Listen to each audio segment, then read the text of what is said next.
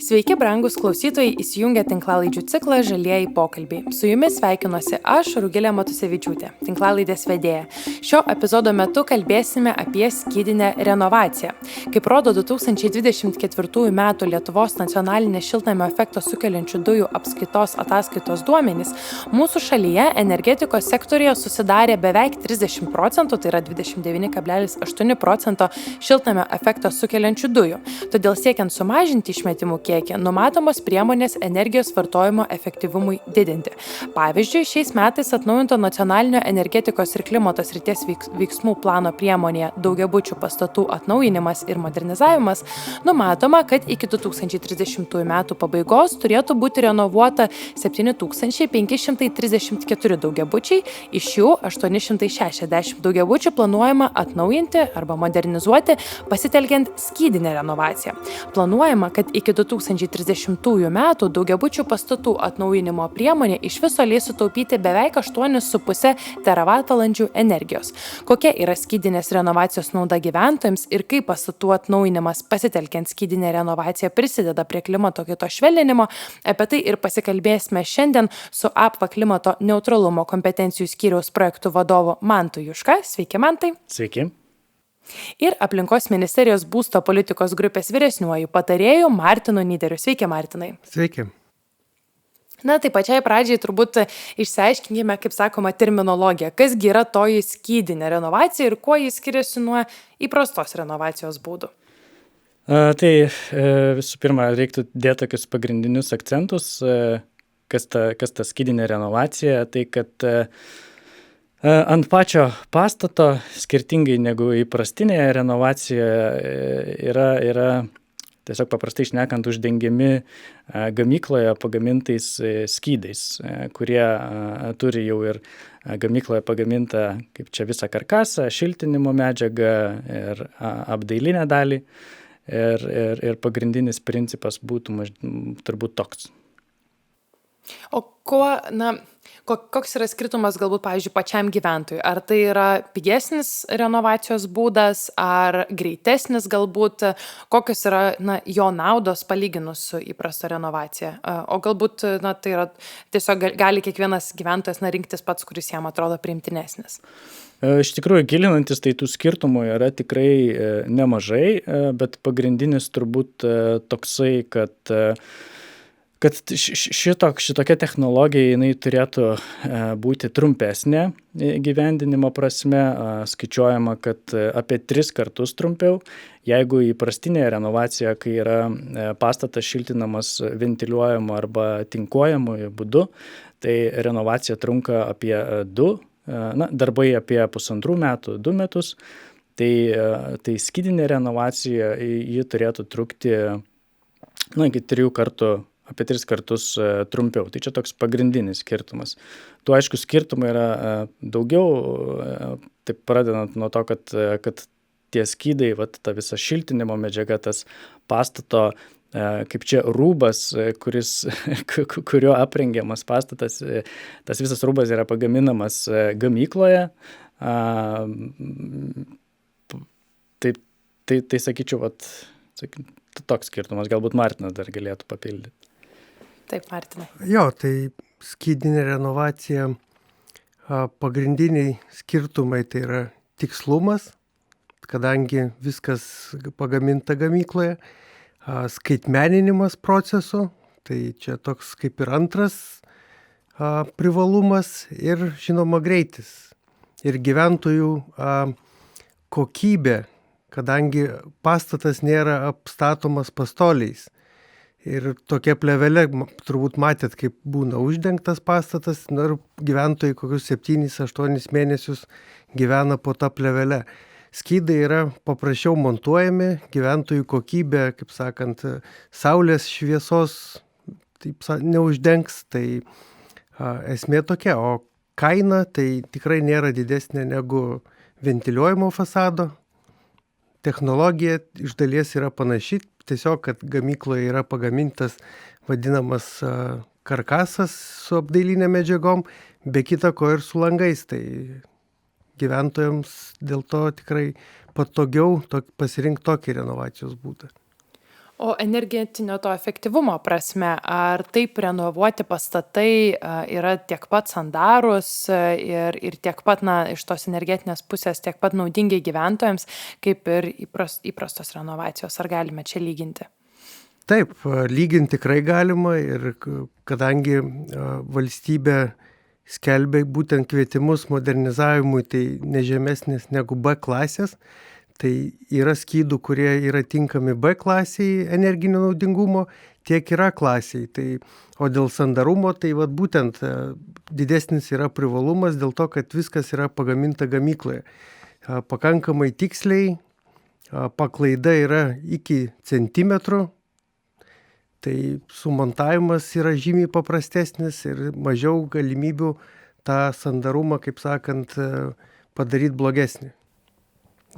Norisi galbūt šiek tiek dar grįžti atgal, ar ne, ir pakalbėti apie tai, kodėl iš viso reikia mums tos pastatus renovuoti, kodėl Lietuva šitą problemą ganėtinai aktyviai pastaruoju metu sprendžia, tam skiria didelius resursus. Tas vadinamasis energetinis nepriteklius yra ganėtinai opi problema Lietuvoje, kad vis dėlto daug turime tų senų pastatų, kurie žiemą nelaiko šilumos, vasarą nelaiko šalčio ir tarsi vėsiname ir šildome orą ir tokiu būdu išnaudojame labai daug energijos, ką ir kalbėjau laidos pradžioje. Tai apie patį tą vadinamą energetinį nepriteklių arba apskritai apie šią problemą, kaip Lietuva su ja susiduria ir kaip mes čia atrodome Europos kontekste, ar visos šalis šitą problemą turi ir galbūt galvojant į priekį klimato kaitos kontekste, tos vasaros darysis vis karštesnės ir panašiai, turbūt tas energetinis efektyvumas vienaip ar kitaip darysis mums vis aktualesnis. Gal pradėsiu aš šitoj vietoj. Yra ES direktyvos, kurios numato, kad iki 2050 metų visi pastatai turi būti visai netaršus aplinkai. Tai visos valstybės narės įsipareigojo siekti tokių tikslų. Lietuvos Respublika yra patvirtinusi ilgalaikę renovacijos strategiją, kurioje aiškiai yra išdėstyta, kiek daugiabučių namų mes nemodernizavę esam, tiek ir kitokių negyvenamųjų pastatų ir kokie yra nusibrėžti tikslai. Tai lyginant su kitom šalim, Lietuva šitoje vietoje atrodo viena iš lyderiaujančių šalių. Lyginant, to paties klimatinės zonos šalis, nes tarkim Ispanija susiduria su visai kitom problemom, tai Lietuva šitoje vietoje tikrai atrodo puikiai, bet žinoma noris to tobulumo ir noris pajaust tokį, ar tą renovaciją padaryti artimesnę klimato kaitos atžvilgiu, kad statyba būtų netokia kenksminga aplinkai. Tai tęsiant skydinės renovacijos temą. Taip, man tai galbūt ir jūs galite papildyti, kaip gali spręsti šitas skydinės renovacijos projektai ir iniciatyvos, ir tą energetinio nepritekliaus problemą, ir energijos švaistimo problemą, ir kaip tai yra tokia reikšminga Lietuvos tvarumo ir kovos su klimato krizės strategijos dalis. Tai aš gal papildyčiau tom, kad kokioj vietoj ta Lietuva yra, tai kad mes turime daugiabučių, kurie yra statyti iki 93 metų, apie 35 000 įvairaus dydžio, nuo pačių mažiausių, tai yra nuo 3 butų iki 100 butų daugiabučių. Tai turime apie 35 000 ir šiuo metu renovuota yra apie 4 000. Taip pat tose 4 000 taip pat yra ir didelių daugiabučių ir visai mažyčių daugiabučių, ten 300-200 kvadratinių metrų. Tai tas potencialas dar yra didžiulis. Didžiulis yra potencialas taupyti šitoj vietoj tą šiluminę energiją, prisidėti prie klimato kaitos šiltnamio efektą sukeliančių dujų mažinimo. Ir kol kas tie rezultatai, kaip ir Martinas sakė, kad Europos mastu, žiūrint šitą klimatinę juostą, mes tokie kaip ir šiek tiek lyderiaujantis esam, bet to masto siekiant tų didesnių tikslų neužtenka, nes per pastaruosius keletą metų buvo renovuota per metus 300-400 daugiabučių ir tokio skaičiaus tikrai neužtenka. Ir matome, kad būtent su šitom esamom technologijom, tai ko gero to proveržio gali ir nepavykti padaryti. Tai ta skydinė renovacija turėtų atnešti ne tik tą tikslumą, apie kurį Martinas šnekėjo, bet ir tą greitį, kad mes galime greičiau tos daugiabučius renovuoti. Taip pat prieš laidą pasižiūrėjau skaičius, kiek mes turime tokių daugiabučių, kurie galėtų būti tinkami tokiai skydiniai renovacijai. Čia galbūt užbėgu už akių, nes toks, matyt, klausimas gali būti keliamas. Tai labiausiai tinkami yra iki 5 aukštų daugiabučiai, plytiniai arba gelžbetoninių plokščių, monolitiniai, kurie yra tokio standartinio reljefo, be jokių ypatingų architektūrinių iškraipimų. Taip pat ko gero, kad geriausiai tinka sustabdintų stogų ir pasižiūrėjau iš tų 35 000, tai tokių daugiabučių galėtų būti apie 13 000. Ir tai yra tikrai didelis skaičius, kur mes galėtumėm pritaikyti šitą technologiją.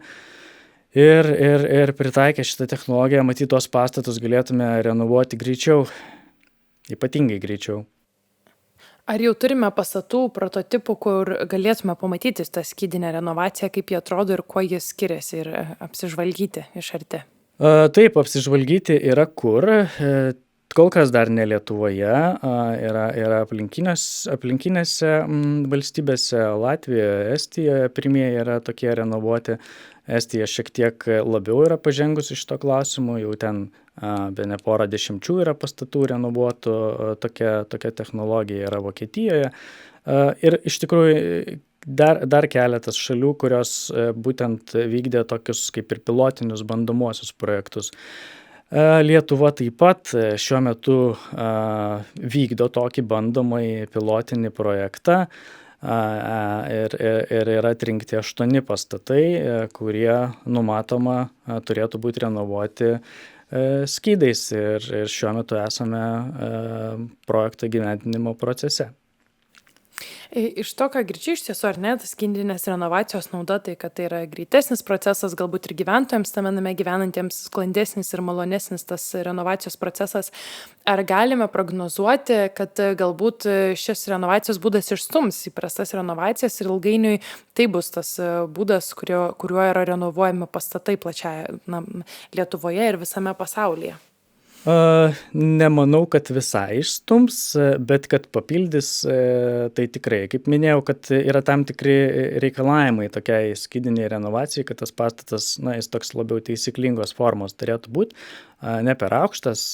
Tai nutaikant tokią technologiją tikslingai į tam tikrą pastatų sektorių, tai tikrai tą procesą papildytų, pagreitintų, tų senųjų technologijų matyt neišstums, bet kaip čia turime imtis visų įmanomų būdų. Tai gal Martinas dar papildys. Jo, skydinė renovacija, pritariu Mantui, kad turėtų papildyti esamas priemonės, ta prasme, ar tai žmonės galbūt nori tinkuojamo fasado ar ventiliuojamo, kiti žmonės gal labiau, kaip sakant, rūpinasi gamta ir norėtų atnaujinti pastatą skydais. Žvelgiant į ateitį, ateina žiediškumo irgi principas statyboje. Tos medžiagos po kažkiek tais metų jos galės būti perdirbtos ir panaudotos dar kartą statyboje. Tai čia toks, kaip pasakyti, gyventojų gal sąmoningumo klausimas, bet čia kaip į parduotuvę atėjus nusipirkti pieno yra kelių rūšių, tai gyventojai lygiai taip pat turėtų turėti galimybę pasirinkti. Užsiminėt apie gyventojus ir turbūt kalbant apskritai apie pastatų renovaciją, jų rolė čia yra labai reikšminga gyventojų tose pastatuose, kurios reikia renovuoti daugiabučiuose ir vis dėlto susiduria, žinau, asmenys, kurie turi renovuoti tos pastatus su daug tokio nepasitikėjimo, kažkokios baimės arba kažkokių gal tokių iš žinių trūkumo kylančių prieštaravimų toms renovacijoms. Tai kokie yra pagrindiniai tie, dėl ko labiausiai baiminasi galbūt gyventojai ir kiek tame yra tiesos, kiek iš tiesų ta renovacija gali padaryti kažkokios žalos finansinės ar kokios gyventojai ir kiek iš tiesų tai atneša naudų. Tai aišku, didžiausios baimės yra susijusios su finansais, todėl kad renovacija, kaip čia ant popieriaus žiūrint, jie atrodo brangus procesas. Taip pat kelia nerimo tie kokybiniai reikalavimai, proceso ilgumas. Tačiau pat dėsiu tokį akcentą, kad jeigu turime kažkokiame kvartale nerenovuotų daugiabučių ir jeigu kažkokiu būdu pavyksta tame kvartale vieną daugiabutį renovuoti, įkalbėti gyventojus, praeiti tą procesą, tai labai dažnu atveju ir aplinkiniai pastatai užsikrečia šituo procesu, tai yra, kad jie pamatė, jog pastatas yra atnaujintas, pasiklausinėja tų šalia gyvenančių žmonių, kokios naudos, kad mažiau šildymą moka, kad yra komfortiškesnė aplinka, pastatas gražiau atrodo ir tuomet, kaip čia ir kvartalas po truputį pradeda renovuotis didesniu mastu. Tai grįžtant prie tos skydinės renovacijos, tai ko gero, kad kol kas Lietuva neturi kaip čia pavyzdžių tokių, kuriuos galima pačiupinėti, pasižiūrėti, bet po šių bandomųjų projektų įgyvendinimo, manau, kad tikrai atsiras tų, kurie ne vien dėl to, kad čia mes kažkaip įkalbinėjame, reikia renovuoti skydais, bet ir iš tos pusės smalsumo ir inovatyvumo iš principo, kad tai yra tokia naujoviška, žalesnė technologija. Kas dar gali paspartinti šitą skydinių renovacijų plėtrą Lietuvoje, ar ne? Šiek tiek paminėjot, kad galbūt atsiradus keliem pastatam ir gyventojai daugiau pasitikėjimo turės ir noro, ir motyvacijos, jo labiau, jeigu tas procesas yra greitesnis, patogesnis, bet galbūt yra kiti sprendimai, kurie padėtų, kad vis dėlto tų skydinių renovacijų kiekis didėtų Lietuvoje sparčiai. Galbūt Martinai jūs. Vienas pagrindinių akcentų imant užsienio patirtį, praktiką, tai yra bendruomenių įtraukimas į pačio proceso pradžią. Išsiklausinėti gyventojų, kokio pastato nori, kuo modernizuoti, daryti dirbtuvės su tais pačiais gyventojais, su pavyzdžiais, gerais pavyzdžiais, kad tavo namo vertė visiškai kita bus, gyvenimo kokybė. Ir, kaip sakant, pilotinių projektų sėkmė, kaip Mantas minėjo. Aš labai tikiu, kad kai Lietuvoje atsiras pirmieji pilotiniai projektai padaryti, kai galės žmonės tiesiog paimti ir nuvažiuoti pasižiūrėti, tai aš manyčiau, kad tas turėtų prisidėti prie noro modernizuoti. Mes pradėjom šitą laidą su mano pristatymu apie tai, kad vis dėlto skatinti renovaciją yra vienas iš tikslų tam, kad didinti Lietuvos energetinį efektyvumą ir kovoti su klimato kaita, bet galbūt klausytojams gali būti ne iki galo aišku, koks yra ryšys tarp pastato renovacijos ir būtent klimato krizės problemų sprendimo. Tai galbūt galite tiesiog klausytojus supažindinti, mes pakalbėjome apie tas renovacijos naudas mums patiems ar ne asmeninės, bet kokios yra tos naudos klimatui ir kaip vis dėlto renovuoti nauji pastatai, ne nauji, bet renovuoti pastatai, kuo jie yra naudingesni aplinkai ir klimatui. Pagrindinis dalykas tai yra energijos vartojimo sumažėjimas. Lietuva kaip po truputį išsivadavo iš nedraugiškų kaimynų priklausomybės nuo iškastinio kuro. Tai lygiai taip pat turim siekti, kad kiekvienas daugiabutis namas suvartotų kuo mažiau energijos. Energijos mažėjimas vartojimo, tai yra CO2 sutaupimai, taip sakant, visuotinio klimato atšilimo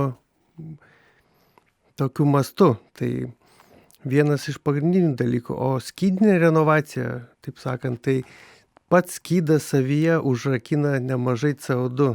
Tai yra draugiškas aplinkai būdas modernizuoti daugiabutį namą. Kai sakote užrakina CO2, ką turite omenyje, galbūt klausytojams nelabai suvokiama, kur ten kas rakinama. Jo, tai tarkim, įprasta renovacija, gaminant statybinės medžiagas yra išskiriama nemažai tiek energijos, viskas yra skaičiuojama į CO2 ekvivalentą, o tarkim skydinė renovacija, tai medis augdamas į save absorbuoja patį tą CO2. Ir tas yra, kaip sakant, įskaičiuojama į to proceso gamybą ir gaunasi minusinis vadinamas variantas. Bet jūs minite medieną, ar ne? Turbūt daugam gali pasirodyti mediena iš vienos pusės kaip ir tvari medžiaga, iš kitos pusės lietuviams labai rūpi tas medis, kad jis nebūtų nukirstas, tausojami miškai. Tai ką čia atsakytumėte tiems, kurie galbūt suabejoja medžiagos tvarumu arba galvoja, kad galbūt nežinau, tiesiog kiek tame yra žiediškumo ir tvarumo, kaip jūs užsiminėte ir apie žiediškumą. Galėčiau pasakyti taip, kad Lietuvoje yra įveisiama miškų daugiau negu jų nukertama. O dėl tvarumo, tai medis yra ne ką prastesnė konstrukcija, tarkim, negu gelžbetonis. Tai yra pakankamai tvari. Lietuvoje nesenai atsidarė pirma parduotuvė, kuri yra pastatyta tik iš medinių konstrukcijų. Tai yra, visa Europa žengia link to. O kaip, aš taip vis tarsi bandau oponuoti, bet vis dėlto bandau įsivaizduoti, kokie tie klausimai kiltų ar ne gyventojui, kuris galbūt susidomėtų skydinę renovaciją. Tos medinės konstrukcijos, ar ne, tarsi saugumo klausimas, ar gaisro atveju yra tikrai ten saugiau ir ar nekyla kažkokių papildomų pavojų, jeigu yra toje rekonstrukcijoje, renovacijoje daugiau medienos naudojama. Tai gal aš šitą klausimą irgi atsakysiu. Ta konstrukcija, ta visa sistema karkaso yra išbandyta notifikuotos sertifikavimo įstaigos, kurioje yra atliekami visi bandymai, tiek priešgaisriniai bandymai, tiek dėl vėjo apkrovų ir eilę bandymų patikrinti, kad ta sistema yra saugi, ta prasme gyventojams nekeltų jokio pavojaus. Norėtųsi tiesiog galbūt paklausys žmonės šitos tinklalaidės ir susidomės ar skydinė renovacija ateityje, ar tiesiog renovacija, kur gauti daugiau informacijos, kaip pasidomėti, tarkime, nežinai nuo ko pradėti, esi visiškai naujas šioje temoje, tai kur jūs rekomenduotumėte pasižiūrėti ir rasti daugiau informacijos apie renovacijas ir galimybę renovuoti savo namus ir būstą? Gyventojams tai be abejo rekomenduojam kreiptis į aplinkos projektų valdymo agentūrą, į pastatų modernizavimo skyrių, tai pakonsultuosime ir mes, ir kiti specialistai šitais klausimais kokybiškai ir greitai. Tai pačiai pabaigai tiesiog norisi tokių paskutinių jūsų refleksijų apskritai apie tas skydinės renovacijos ateitį ir perspektyvas, kaip jums atrodo, ko mes galime tikėtis to proveržio ir kaip greitai galbūt mes galime tikėtis tos skydinės renovacijos proveržio Lietuvoje. Mano galbūt tokia išvada būtų, kad tikiu, kad ta skydinė renovacija tikrai gali papildyti tą mūsų technologinį sąrašą renovacijos būdų ir tikiu, kad matau ir potencialą rinkoje gamintojų, kurie gali gaminti tos skydus.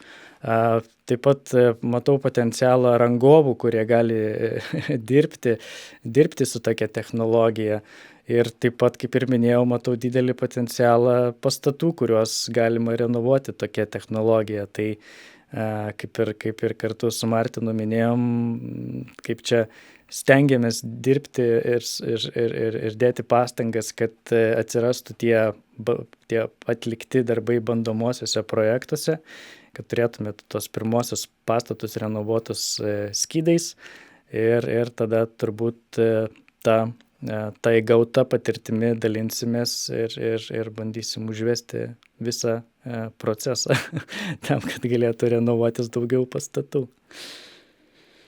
Tai pabaigai galbūt norėtųsi ir palinkėti klausytojams atnaujinantiems savo namus drąsiai rinktis skydinę renovaciją arba pasidomėti ją, galbūt pagalvoti apie tokią galimybę ateityje, jeigu dabar dar to nedarote. Na, aš noriu padėkoti abiems savo pašnekovams, kurie šiandien sutiko pasikalbėti. Su mumis šiandien buvo APVA klimato neutralumo kompetencijų skyriaus projektų vadovas Mantas Juška ir Aplinkos ministerijos būsto politikos grupės vyresnysis patarėjas Martinas Nyderis. Tai ačiū Jums už pokalbį ir iki kitų kartų.